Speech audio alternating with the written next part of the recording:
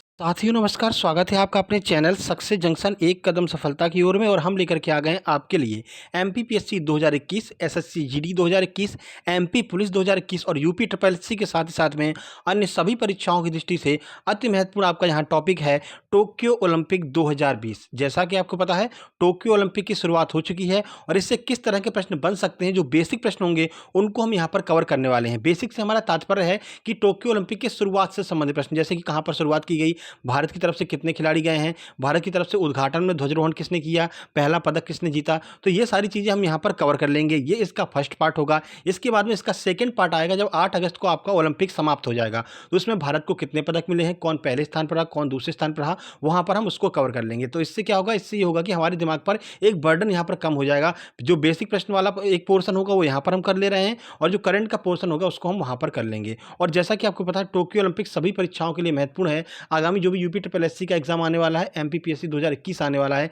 इन सब के लिए बहुत ज़्यादा महत्वपूर्ण है। तो चलिए अति महत्वपूर्ण प्रश्नों की शुरुआत कर लेते हैं कि कैसे ओलंपिक की शुरुआत हुई है, उससे संबंधित बेसिक प्रश्न। आइए देखते हैं पहला प्रश्न। देखिए, तो पहला प्रश्न है, ओलंपिक खेल 2020 का आयोजन किस देश में किया जा रहा है। अब इसके बारे में तो सभी को जानकारी है, लेकिन क्या अतिरिक्त इसमें जानकारी आपको मिल सकती है, वो हम यहाँ आपको देने वाले हैं। जापान, चीन, अमेरिका या फिर फ्रांस। आइए आंसर देख लेते हैं। इसका सही आंसर है ए, यानी कि जापान में जो है यहाँ पर ओलंपिक खेल 2020 का आयोजन किया जा रहा है। ये 2020 का खेल है, याद रखिएगा 2021 में आयोजित किया जा रहा है। कोविड-19 की वजह से इसको आगे बढ़ा दिया गया था। तो देखिए, टोक्यो ओलंपिक खेलों का उद्घाटन जापान के सम्राट नारुहितो ने किया है। तो आपको याद रखना है, जापान में अभी भी सम्राट लोग मतलब यहाँ पर शासन करते हैं। तो जापान के सम्राट नारुहितो ने जो है यहाँ पर उद्घाटन किया है टोक्यो ओलंपिक 2020 का। इन खेलों की मशाल किसने जलाई, तो जापान की स्टार टेनिस खिलाड़ी नाओमी ओसाका के द्वारा इन खेलों की मशाल जलाई गई है। तो एक ही साथ में आपको 3 से 4 प्रश्न यहाँ पर क्लियर हो गए। पहले प्रश्न में नाओमी ओसाका किस खेल से संबंधित है, तो याद रखिए टेनिस की खिलाड़ी है नाओमी ओसाका, जापान की स्टार प्लेयर है। इन्होंने जो है टोक्यो ओलंपिक 2020 की मशाल जलाई है। उद्घाटन किसने किया, तो सम्राट नारुहितो ने जो है यहाँ पर टोक्यो ओलंपिक का उद्घाटन किया है। ठीक है, चलिए आगे बढ़ते हैं और अगला प्रश्न देखते हैं। एक एक प्रश्न के बारे में आपको अतिरिक्त जानकारी देते हुए आगे बढ़ेंगे। टोक्यो ओलंपिक में कुल कितने देश यहाँ पर हिस्सा ले रहे हैं, 112, 200, 205 या फिर इनमें से कोई नहीं। आंसर देख लेते हैं। सही आंसर सी, यानी कि कुल मिलाकर के 205 देश यहाँ पर जो है टोक्यो ओलंपिक में भाग ले रहे हैं। ठीक है, तो टोक्यो ओलंपिक में कुल 205 देश और ईओआर टीमें भाग ले रही हैं, जिनमें कुल 33 खेलों के 339 इवेंट यहाँ पर होने वाले हैं। अब ये ईओआर क्या होता है, देखिए कुछ देशों पर यहाँ पर प्रतिबंध लगा दिया जाता है किन्हीं के द्वारा, लेकिन अब वहाँ के ओलंपिक के खिलाड़ियों की तो उसमें कोई गलती नहीं है। तो जो ईओआर होते हैं वो ऐसे देश होते हैं जिन पर प्रतिबंध लग चुका है, लेकिन उनके भी खिलाड़ी यहाँ पर ओलंपिक में खेलते हैं और वो ओलंपिक के ध्वज के तले खेलते हैं, यानी कि ओलंपिक का एक संघ होता है उसकी तरफ से जो है यहाँ पर खेलते हैं, जिनके ऊपर प्रतिबंध लग चुका है, जिन देश के ऊपर उनके खिलाड़ी यहाँ पर ईओआर कहलाते हैं। ठीक है, चलिए आगे बढ़ते हैं और अगला प्रश्न देखते हैं। तो कुल 205 देश यहाँ पर हिस्सा ले रहे हैं। टोक्यो ओलंपिक का आदर्श वाक्य क्या है, ये आपसे पूछा जा रहा है। तो आइए देखते हैं, खेला होवे, United by emotion, sports spirit या फिर इनमें से कोई नहीं। आइए आंसर देख लेते हैं। सही आंसर है बी, यानी कि यूनाइटेड बाई इमोशन जो है वो टोक्यो ओलंपिक इस बार 2020 का जो है आदर्श वाक्य रहेगा। ठीक है, चलिए देखिए, तो टोक्यो ओलंपिक 2020 का आदर्श वाक्य यूनाइटेड बाय इमोशन है, जिसका अर्थ क्या होता है, तो भावनाओं द्वारा संयुक्त जो है वो इसका हिंदी में अर्थ होता है। तो आपसे हिंदी और इंग्लिश कुछ भी पूछा जा सकता है, जैसे कि कल एमपीपीएससी के सी सेट में ऐसे ही हो गया, इंग्लिश भी पूछी गई थी लेकिन हिंदी में कन्वर्ट करके पूछी गई थी। लोग बड़े कन्फ्यूज किए हो क्या रहा है, इंग्लिश पूछिए हिंदी में कन्वर्ट करके। तो भाई अब जो एमपीपीएससी का लेवल है ना, वो ये कह रही है एमपीपीएससी ये कह रही है अब मुझे इज्जत चाहिए, वो भी फुल इज्जत चाहिए। अब हम पुराने वाले प्रश्नों को लेकर के नहीं आएंगे, तो आपको उसी तरह से तैयारी करनी है। ठीक है, तो उसी पैटर्न को बेस बना करके कल से हम एमपीपीएससी 2021 की तैयारी शुरू कर रहे हैं। ठीक है, तो कल से क्लासेस स्टार्ट हो रही हैं, जिनकी थ्योरी क्लास आपके इसी सक्सेस जंक्शन चैनल पर और जो आपकी प्रैक्टिस सेट होंगे वो आपको नॉलेज जंक्शन पर देखने को मिलेंगे, जिसकी लिंक हम आपको डिस्क्रिप्शन बॉक्स में दे देंगे। ठीक है, चलिए आगे बढ़ते हैं और अगला प्रश्न देखते हैं। टोक्यो ओलंपिक की शुरुआत कब से हुई है, डेट आपसे पूछा जा सकता है। 22 जुलाई 2021, 23 जुलाई 2021, 8 अगस्त 2021 या फिर 10 जुलाई 2021। आइए आंसर देख लेते हैं। सही आंसर है बी, यानी कि 23 जुलाई 2021 से टोक्यो ओलंपिक की शुरुआत हुई है। तो देखिए, तो टोक्यो ओलंपिक की शुरुआत 23 जुलाई 2021 को हुई। इसका समापन कब होगा, तो 8 अगस्त 2021 को इसका समापन होगा। पहले इन खेलों का आयोजन 22 जुलाई से 9 अगस्त 2020 के बीच किया जाना था। पुरानी डेट आपको याद रखनी है, क्योंकि ये डेट भी पूछी जा सकती है। ठीक है, तो पुरानी डेट क्या थी, 22 जुलाई से 9 अगस्त 2020 तक किया जाना था, लेकिन कोविड-19 की वजह से इसको आगे बढ़ा करके 2021 में कर दिया, जो कि जापान की राजधानी टोक्यो में होने वाला है। ठीक है, चलिए आगे बढ़ते हैं और अगला प्रश्न देखते हैं। देखिए, जापान में अब तक कितनी बार ओलंपिक खेलों का आयोजन हो चुका है? 3 बार, 4 बार, 5 बार या फिर 7 बार? आइए आंसर देख लेते हैं। सही आंसर है ए यानी कि 3 बार अब तक जापान में ओलंपिक खेलों का आयोजन हो चुका है। अब जो है ये चौथी बार यहाँ पर जापान में आयोजन हो रहा है। याद रखिएगा, कन्फ्यूज़ नहीं होना है आपको। कब-कब हुआ है वो भी हम आपको बता देते हैं। तो जापान में अब तक कुल 3 बार ओलंपिक खेलों का आयोजन हो चुका है। कब? तो 1964 में पहली बार टोक्यो में हुआ था, जो कि एक ग्रीष्मकालीन खेल थे। 1972 में सप्पोरो में हुआ था, जो कि शीतकालीन खेल थे। उसके बाद 1998 में जो है नागोनो में हुआ था, जो भी एक शीतकालीन ओलंपिक खेल थे। ये तीनों चीज़ें आपको याद रखनी है। तो किस बार की मतलब कौन सी बार हो रहा है? तो चौथी बार यहाँ पर जापान में ओलंपिक खेलों का आयोजन हो रहा है, 2020 वाला। ठीक है, आगे बढ़ते हैं। एशिया के किस एकमात्र शहर में 2 बार ग्रीष्म खेलों का आयोजन हो चुका है? ऑप्शन ए है बीजिंग, ऑप्शन बी है Tokyo, option C Athens, option number D है दिल्ली। आइए आंसर देख लेते हैं। सही आंसर है बी यानी कि टोक्यो में जो है इस बार लगातार लगातार नहीं, मतलब कि दूसरी बार यहाँ पर ग्रीष्मकालीन खेलों का आयोजन किया जा रहा है। ग्रीष्मकालीन ओलंपिक खेलों का आयोजन किया जा रहा है। देखिए, तो 2 ग्रीष्मकालीन ओलंपिक का आयोजन करने वाला टोक्यो एशिया का पहला शहर बन गया है। इससे पहले टोक्यो को 1940 से ग्रीष्मकालीन ओलंपिक की मेज़बानी करनी थी, लेकिन 1938 में जो आपका सेकंड वर्ल्ड वॉर शुरू हो गया था, इस वजह से 1940 वाले जो ओलंपिक गेम्स थे, वो यहाँ पर आयोजन नहीं किया गया था टोक्यो में। ठीक है? तो टोक्यो एकमात्र ऐसा यहाँ पर शहर है, जिसमें 2 ग्रीष्मकालीन ओलंपिक खेलों का आयोजन किया गया है। ठीक है? चलिए आगे बढ़ते हैं और अगला प्रश्न देखते हैं। टोक्यो ओलंपिक 2020 का शुभंकर क्या है? मैस्कॉट क्या है इस बार टोक्यो ओलंपिक 2020 का? ऑप्शन है जय और विजय, ऑप्शन बी है मिराई तोवा और सोमिटी, ऑप्शन सी है पीके और जग्गू। भाई पीके और जग्गू भी आ गए इसमें। चलिए कोई बात नहीं। ऑप्शन नंबर डी है स्टुअर्ट और फ्योनफेन। चलिए आंसर देख लेते हैं, क्या है सही आंसर? सही आंसर है बी यानी कि वो मिराई तोवा और सोमिटी जो हैं वो टोक्यो ओलंपिक 2020 के मैस्कॉट हैं, यानी कि शुभंकर हैं। ठीक है? चलिए आगे बढ़ते हैं और अगला प्रश्न देखते हैं। देखिए, ओलंपिक 2020 में सर्वाधिक एथलीट किस देश की ओर से गए हैं? किसके सबसे ज़्यादा खिलाड़ी आपको टोक्यो ओलंपिक में देखने को मिलने वाले हैं? जापान, अमेरिका, भारत या फिर चीन? आइए आंसर देख लेते हैं। सही आंसर है बी यानी कि अमेरिका के सबसे ज़्यादा खिलाड़ी आपको ओलंपिक 2020 में दिखाई देने वाले हैं। कितने? तो आइए देखते हैं। टोक्यो ओलंपिक में अमेरिका की तरफ से सबसे ज़्यादा 613 जो है एथलीट मतलब पहुँचे हैं। उसके बाद में जापान के 552 एथलीट हैं। भारत की बात कर लेते हैं, तो भारत की तरफ से कुल 120 एथलीट यहाँ पर गए हैं, जिसमें 67 पुरुष हैं और 53 महिलाएं हैं, और यह भारत का अब तक का सबसे बड़ा ओलंपिक दल है।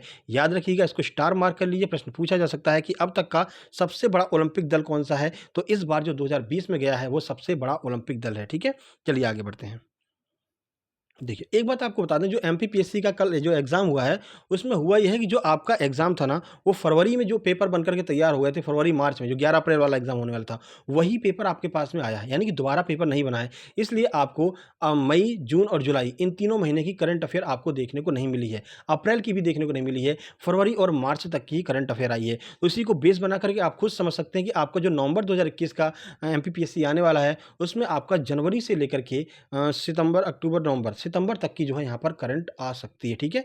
तो जो हमारी डेली सुबह करंट अफेयर की क्लास चलती है 7:30 बजे, उसको लेना मत भूलिएगा। वो आपके यूनिट 8 को कवर करेगी, जहाँ पर हम आपको daily current affair, MP current affair, static GK का रिवीजन, एक अवार्ड का रिवीजन यहाँ पर डेली बेस पर कर रहे हैं। ठीक है? आज भी हमने अपलोड किया है, जा करके देख लीजिएगा। वैसे आपको यहाँ पर इसका आइकन जैसे ये वीडियो खत्म होगा आपको स्क्रीन पर देखने को मिल जाएगा। लिंक आपको डिस्क्रिप्शन बॉक्स में देखने को मिल जाएगी।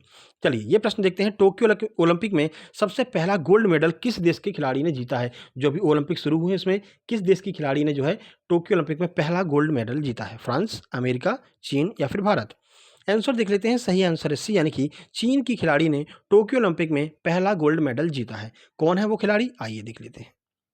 तो चीन की शूटर यांग यांग ने महिलाओं की 10 मीटर एयर राइफल में विजयी होकर के टोक्यो ओलंपिक का पहला गोल्ड मेडल अपने नाम किया है। ठीक है, तो याद रखिएगा, चीन की शूटर है, क्या नाम है? यांग यांग। इन्होंने जो है पहला गोल्ड मेडल टोक्यो ओलंपिक में जीता है। स्टार मार्क कर लीजिएगा। आगे बढ़ते हैं। टोक्यो ओलंपिक में भारत को पहला पदक किसने जिताया है? अब देखिए, वो पूरे विश्व का पहला पदक हो गया। अब भारत को पहला पदक किसने यहाँ पर दिलाया है? आइए देखते हैं। भवानी सिंह, मीराबाई चानू, पीवी सिंधु या फिर एमसी मैरी कॉम? आंसर देख लेते हैं। सही आंसर है बी यानी कि मीराबाई चानू ने यहाँ पर भारत को पहला पदक जिताया है। कौन सा पदक है देख लेते हैं। तो साइखोम मीराबाई चानू ने भारोत्तोलन में भारत को इस ओलंपिक का पहला मेडल जिताया है, जो कि एक सिल्वर पदक है। ठीक है, तो सिल्वर मेडल भारत को जिताया यहाँ पर भारोत्तोलन में मीराबाई चानू ने। मीराबाई चानू मणिपुर की निवासी हैं। 49 किलोग्राम भार वर्ग में इन्होंने जो है भारत को यहाँ पर जो है आपका सिल्वर मेडल जिताया है। कुल मिलाकर के 202 किलोग्राम इन्होंने वजन उठाया था। ठीक है, चलिए आगे बढ़ते हैं और अगला प्रश्न देखते हैं। देखिए, भारत के प्रथम व्यक्तिगत स्वर्ण पदक विजेता कौन है, यह आपसे पूछा जा रहा है। तो चलिए देख लेते हैं। तो आइए ऑप्शन देखते हैं। ऑप्शन ए है अभिनव बिंद्रा, ऑप्शन बी है के.डी. जाधव, ऑप्शन सी है विश्वनाथ आनंद या फिर ऑप्शन नंबर डी है सुशील कुमार। तो बताइए कौन यहाँ पर प्रथम व्यक्तिगत स्वर्ण पदक विजेता है भारत की तरफ से। आइए आंसर देख लेते हैं। सही आंसर है ए, यानी कि अभिनव बिंद्रा जो हैं भारत की तरफ से प्रथम स्वर्ण पदक विजेता है। व्यक्तिगत श्रेणी की बात हम यहाँ पर कर रहे हैं। तो कब उन्होंने जीता था, आइए देख लेते हैं। तो भारत के लिए व्यक्तिगत श्रेणी में स्वर्ण पदक जीतने वाले पहले खिलाड़ी अभिनव बिंद्रा हैं, जिन्होंने 2008 के ग्रीष्मकालीन ओलंपिक में निशानेबाजी में स्वर्ण पदक जीता था। तो एक प्रश्न आपका यहाँ से और क्लियर हो रहा है, अभिनव बिंद्रा किस खेल से संबंधित हैं। तो निशानेबाज है अभिनव बिंद्रा। 2008 के ग्रीष्मकालीन ओलंपिक में इन्होंने गोल्ड मेडल जीता था और व्यक्तिगत श्रेणी में गोल्ड मेडल प्राप्त करने वाले पहले भारतीय खिलाड़ी बन गए। ठीक है, चलिए आगे बढ़ते हैं और अगला प्रश्न देखते हैं।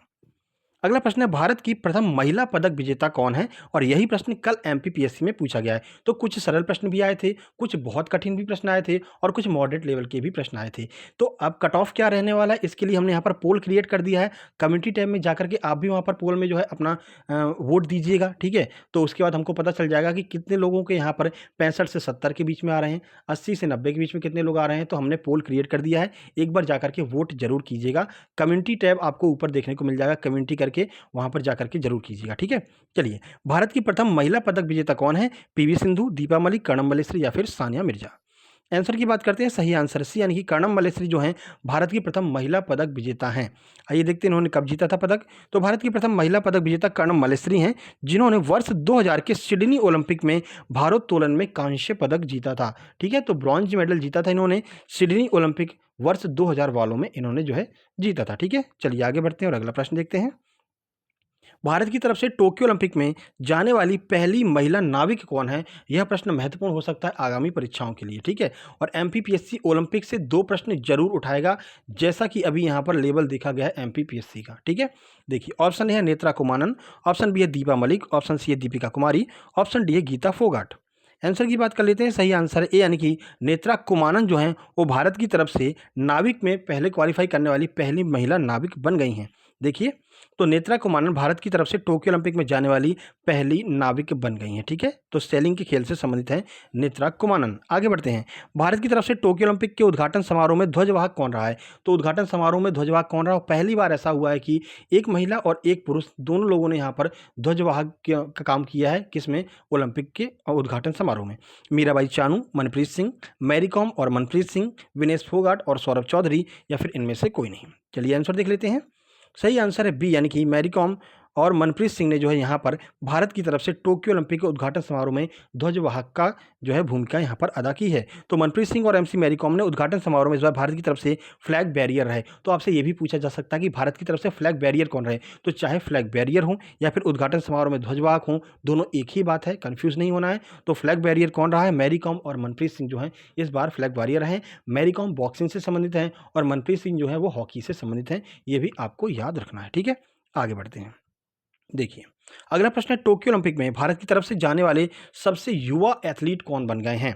सौरभ चौधरी, दिव्यांश सिंह पवार, मनप्रीत सिंह या फिर अतुल शुक्ला। अरे भाई, ये तो मेरा ही नाम आ गया भाई, मैं तो यहाँ बैठा हूँ इंदौर में, मैं कहाँ से पहुँच गया यार टोक्यो ओलंपिक खेलने चलिए कोई बात नहीं। देखिए सही आंसर है बी, यानी कि दिव्यांश सिंह पवार जो हैं टोक्यो ओलंपिक में भारत की तरफ से जाने वाले सबसे युवा एथलीट हो गए हैं। उम्र कितनी है तो देख लेते हैं। जयपुर के दिव्यांश सिंह पवार टोक्यो ओलंपिक में भारत की तरफ से जाने वाले सबसे युवा एथलीट हैं और ये एक निशानेबाज हैं। इनकी उम्र महज 18 साल है। ठीक है, तो 18 साल के दिव्यांश सिंह पवार जो है वो टोक्यो ओलंपिक में भारत की तरफ से सबसे युवा एथलीट हैं। सिटी का नाम याद रखिएगा, राजस्थान के जयपुर से संबंधित हैं और एक निशानेबाज हैं। इस पर स्टार मार्क कर लीजिएगा, क्योंकि आगे जितनी भी परीक्षाएं आने वाली हैं उन सब के लिए यह प्रश्न बहुत महत्वपूर्ण साबित होने वाला है। ठीक है, आगे बढ़ते हैं। भारत की तरफ से टोक्यो ओलंपिक में जाने वाली पहली महिला तलवारबाज कौन बन गई हैं। विनेश फोगाट, भवानी सिंह, नेत्रा कुमारन या फिर इनमें से कोई नहीं।